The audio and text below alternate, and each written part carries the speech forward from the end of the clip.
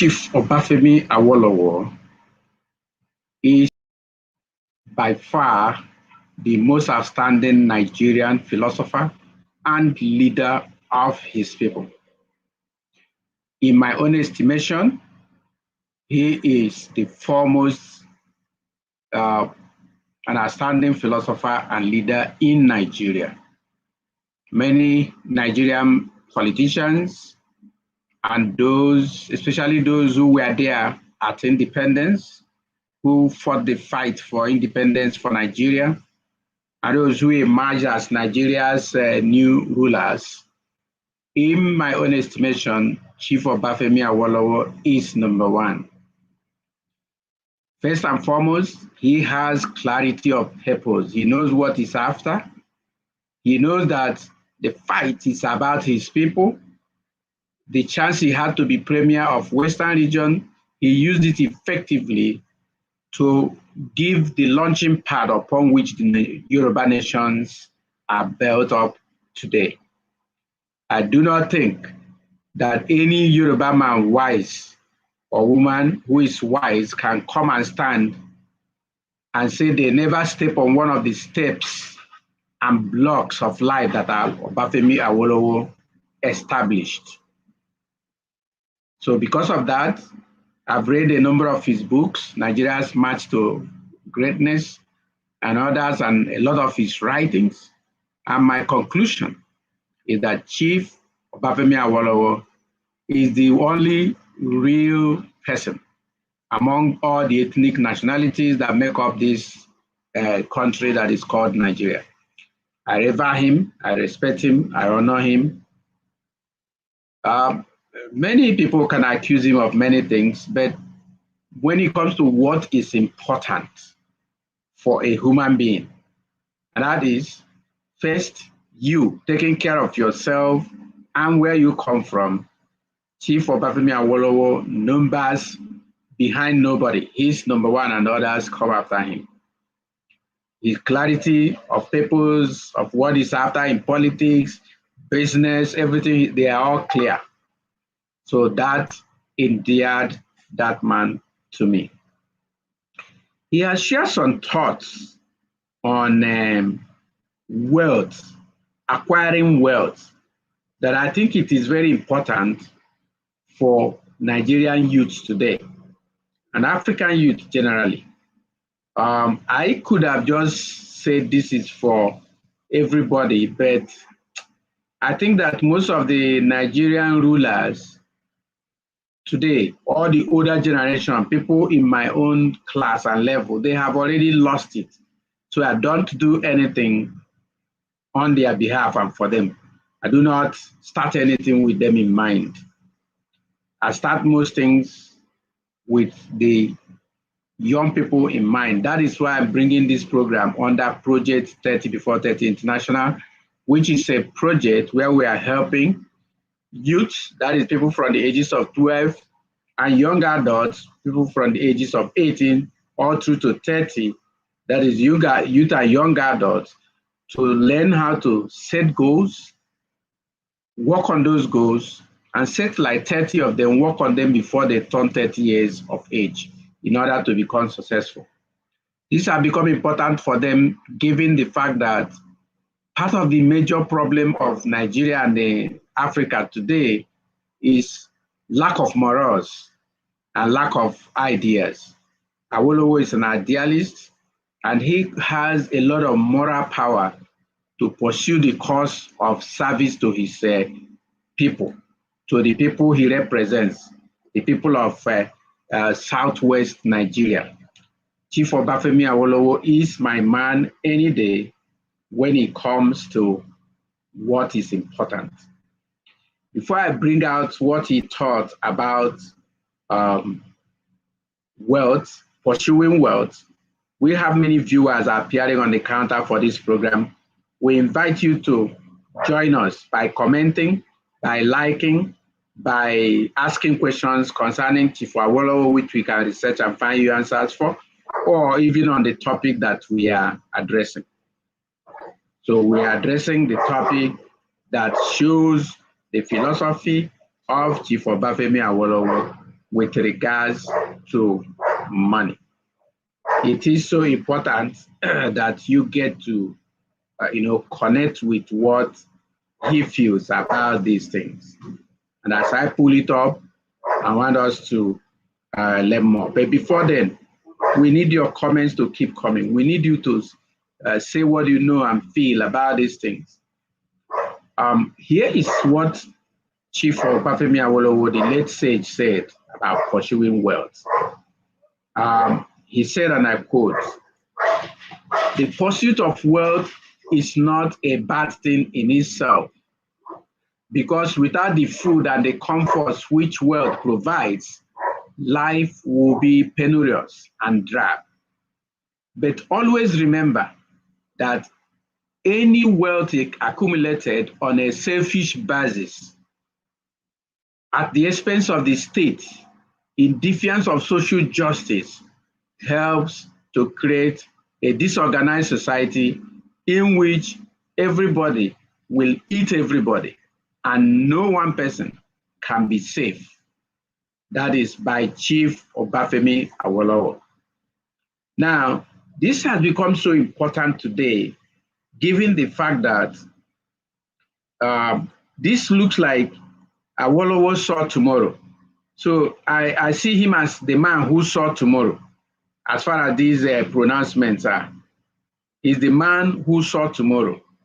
He saw the fact that Nigerians are pursuing money to the detriment of themselves. They are pursuing money mindlessly. They are pursuing wealth, eating up every other person, destroying even the statutes of the nation. So because of the very way Nigerians are pursuing money, it becomes a terrible thing that will destroy the rest of us, that will make it difficult for any of us to know what to do exactly with life. So Chief Obafemi Awolowo has come up with those ideas I just shared with you now, that says, if you must pursue money, then you have to pursue it without recourse to destroying the state apparatus like people do today, without recourse to stealing from the economy. He made it clear that if we want to have wealth, if we want to pursue wealth, it is not bad. The only proviso he makes and clearly that we should not do is, well, let me quote him again, but always remember that any wealth accumulated on a selfish basis at the expense of the state, which is what our politicians are doing today. All those ruling in Nigeria, who are ruled in Nigeria over time, they are accumulating wealth at the expense of the Nigerian state. And this is in defiance of social justice. Because of what they do, opportunities have been destroyed for other people, which is social justice. That helps to create a disorganized society. And what do we have today? Nigeria is a disorganized society.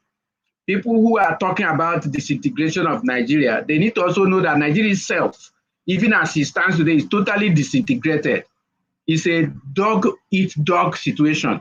And Awolowo warned as far back as his time, I think that was in 1972 that he made this statement. He said that once that disorganized society is created, the result will be that everybody will start eating everybody. What is happening today? The Nigerian security forces, the police through SARS, the military through checkpoints and other means, and even civil servants, what are they doing? They're exploiting everybody they can see. They are extorting everybody they can meet with the gun and the positions they are holding. And then the poor people have turned on, well, including the imported miscreants that are in the Fulani herdsmen and bandits that feed the whole north and the whole forest in Nigeria.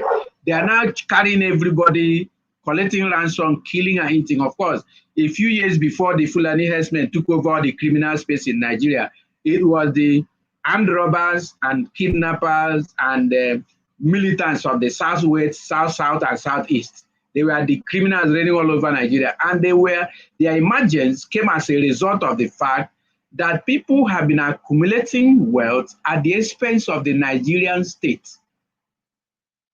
creating thereby the defiance, that is doing so in defiance of social justice, which now has created the disorganized society we have today as Nigeria. And at this point, everybody is eating everybody right now. I don't think we can deny that.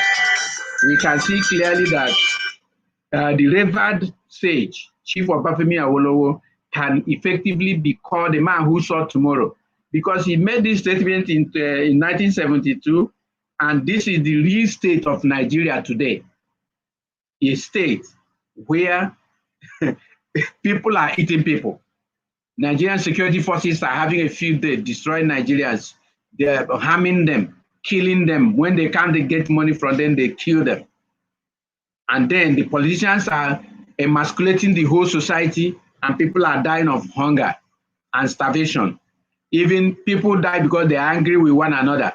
So they try to destroy one another out of their anger. So with this kind of state, I effectively agree that Chief Obafemi Awolowo is the man who saw tomorrow. He saw what is going on in Nigeria today. So I just felt that part of us are people who have the responsibility to provide information, to prepare the young adults of this Nigeria and the world generally, especially Africa, to take a new leave of life, one that will change things, to know that part of the problem in Africa and Nigeria in particular is lack of morals and lack of ideas. Ideas help you create wealth. You don't have to think about stealing money from the state or anybody, because you can create wealth by your own activities and from your brain. And then morality says, do not accumulate wealth at the expense of the state. Because if you do, then we will have a situation where people are eating people. So Awolowo saw the Nigeria of today and cried out about it, and nobody listened. And this is what we have. We can still change. We can still beat a retreat to the nonsense we have right now by each person. It's not the Nigeria that will start doing it. It is each person who is in this country, whether you're a citizen or a visitor, who will decide that you pursue wealth through creativity, through ideas, through using the moral standards, and not at the expense of the state or anybody, so that you won't end up worsening the already terrible, unacceptable situation we have in Nigeria today. Please let us listen to the late sage, Chief Obafemi Awolowo, who clearly saw tomorrow and had warned about it, and we didn't listen. And now Nigeria is a dog-eat-dog society. Everybody is eating everybody, like Awolowo said, but we can stop, especially the young adults, the rising generations. We worry a lot more about you, because most of the evil in Nigeria today are even worse with you. I don't know who you copied from your parents who are criminal rulers in Nigeria, whether it is where you're getting that from. Even people, poor people whose parents are not ruling anywhere, are doing the same thing. Because right from the university, right from secondary school, you see crime, you see criminality, you see cheating, you see fraud in the way we do exams, fraud in the way we use money to buy things. And you call somebody as a class representative in a university class, he starts exploiting the other students, thereby creating the kind of terrible society we have today. So we need to start this with the young people. That's why everything I base it for the rising generation. The young people of Nigeria, the young people of Africa must begin now to change. They have to know that the stealing, the rogue rulers we have in Nigeria, their parents who are rogue rulers, the politicians, the civil servants who are all rogue rulers we have in Nigeria today, these pastors and clergymen of whatever class, wherever they are, whoever they are, community leaders who are all rogue rulers, student leaders, state council leaders who are rogue rulers, class presidents in ordinary university classes who are rogue rulers. These people are going to create a worse society. And if we keep quiet and do nothing about them, don't change personally, and these people continue to run roughshod over the society, before long, we will start eating both human beings and sand. This world we will self-destruct. And this is shameful because we've been created for higher purposes, for the purposes that include love and care and building societies and building civilizations, inventing wonderful things. Instead of doing that, what are we doing in Africa? We can't even harness the natural resources that God has given us so much of. We can't even harness it for export because it's still roguishly removed. Many people steal them. During Abba Kyari as chief of staff to the president of this country right now, or to Buhari's presidency, how many? $120 million was stolen from crude oil that just several hundreds of thousands of dollars of crude oil money was given, sold, and the money was never returned back to the Nigerian coffers. So that is the kind of society you have. And it's going to get worse unless we begin to change. And that is the purpose of this call today. Let's go back to what the message of Chief Obafemi Awolowo says. This man, I hold him to high esteem. To me, he remains the foremost African philosopher and leader of his people that ever came up. He doesn't mince words. He knows what he's looking for. He's clear on purpose. And that is the kind of people we should have for all the ethnic nationalities of Africa if we want to get it right in the continent. I hope you listened. If you find this on Facebook or YouTube, we want you to comment, we want you to ask questions, we want you to subscribe to our YouTube channel. And as you do this, it will give us an opportunity to expand this discussion and make it more robust so that other people will learn. A stitch in time, they say, saves 9 other stitches. You do have a great day.